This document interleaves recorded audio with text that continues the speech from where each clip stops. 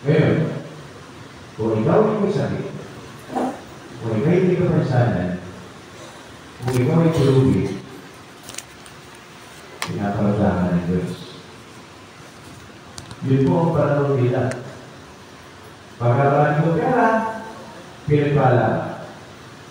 Pagka ikaw ay may kapitasan, mahirap, may karamdaman, pinaparamdaman ka. Kaya nga po nagtaka sila.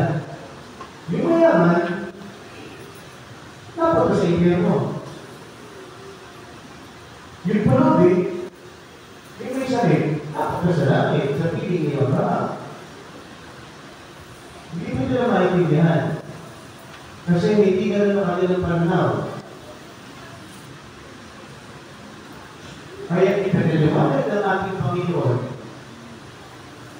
sa mga alagad na humili, na dagdagan ang kanilang pananalig sa Diyos upang maintindihan nila kung ano ang nais ng ating Panginoon. Ng ating pong pananampalataya ay hindi po talagang sa ganipala. Hindi ka na nanalig sa Kanya dahil sumunod ang ganipala.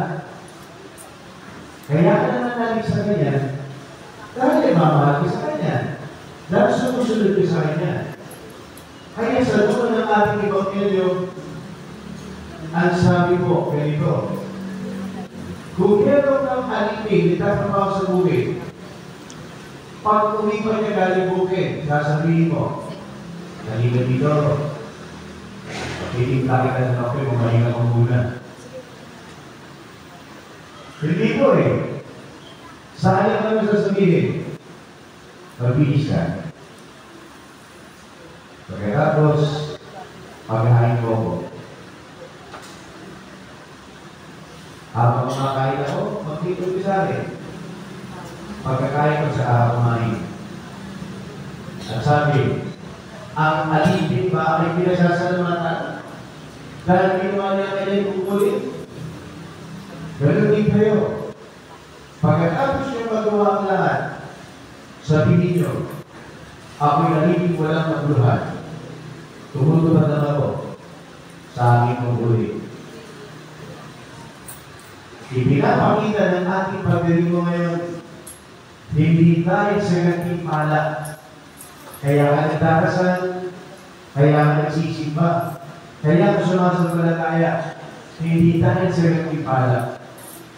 Kaya tayo sumasampalataya dahil tayo ay nananalig at mag-iibig sa Diyos.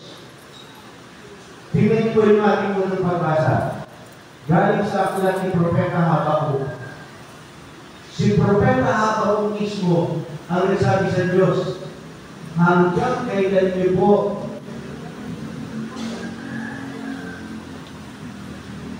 hindi mapansinin ang aking pagdating.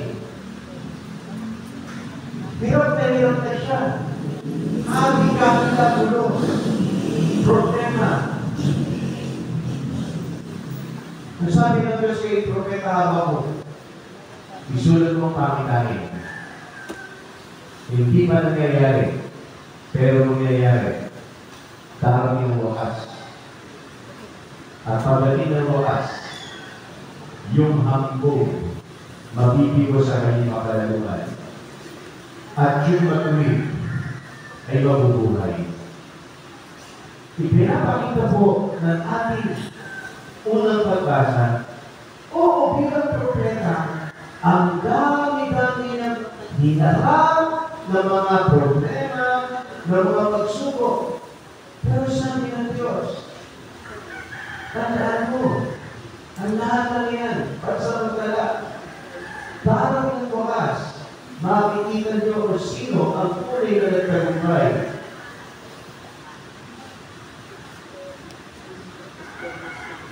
Ang bigla kong sumami sa isip ko ay ito. Yun ang nangyayari sa atin sa Pilipinas ngayon.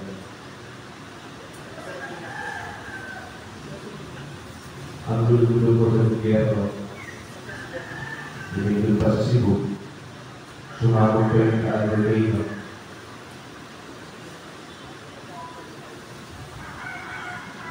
Tapos, sunod-sunod yung bagyo. Ano ba nangyayari sa Pilipinas? Di ba kasi ba? Oo. Di ba kasi ba? Abay mo rin ka. Di ba kasi ba? Kahit na yung mga nasa gobyerno, pinagsasamantalahan yung mga nanyaman, kahit kumita pa sila ng bilyon-bilyon, tandaan niyo po, pagka namatay sila sa sekretary ni Sir Bugla, pagka namatay sila, gano'n mga karami yung kanilang pera, maiiwan.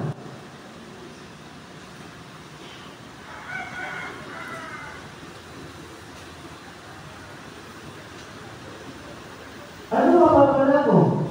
Makakapit ko ba ng buong mundo? Kung mawawala naman sa iyo yung buhay,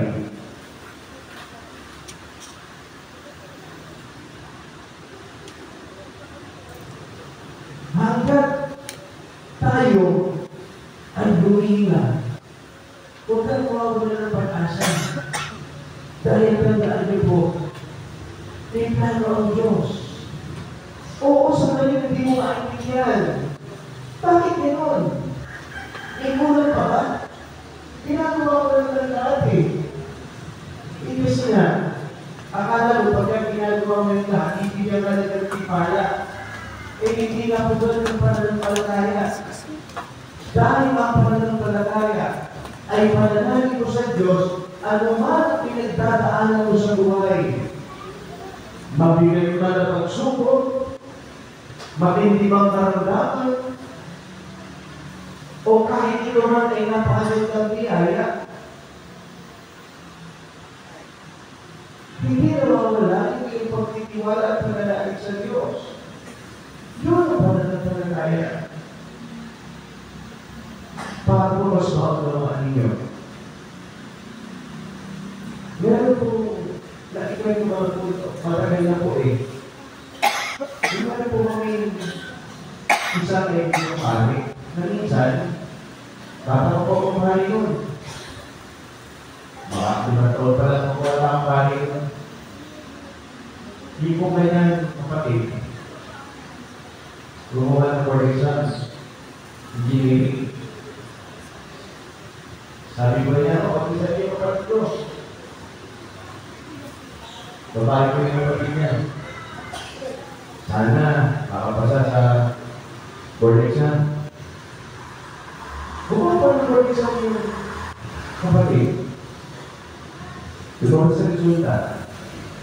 Bubagsak. Kung sama-sama ko ng loob ng kapatid, ito ko sa Diyos. Sinasabi niya sa Diyos, parang ko wala akong pagkakali.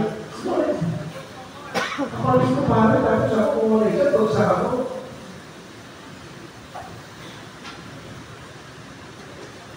Sabi ko naman niya mapagkakali.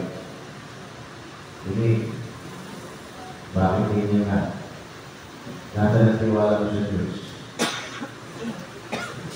Tandaan mo, hindi magaganda sa iyo Diyos.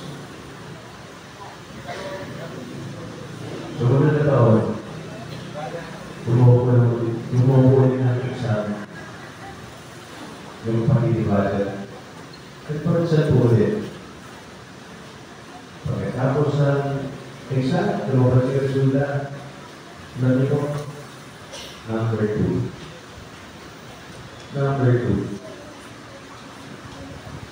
Sa board exam, nung sumunod na taon, siya ko number 2. Sabi ko ng pagiging kahit, hindi naman eh. Ayaw ng Diyos na pasatong awawa lang. Gusto ng Diyos, request ko ka. Hindi ikaw maghahanap ng trabaho. Trabaho maghahanap sa'yo. Alam mo, may pananampalataya. Dahil nag-ibigay ka na kapatid sa lahat ng ginagawa mong pagdarasal, pag-isipan. Dahil gusto mo nagkakipala. Hindi. Dahil ang pananampalataya, ang iyong pananalig mo sa Diyos, ang naman ang dumadala sa buhay.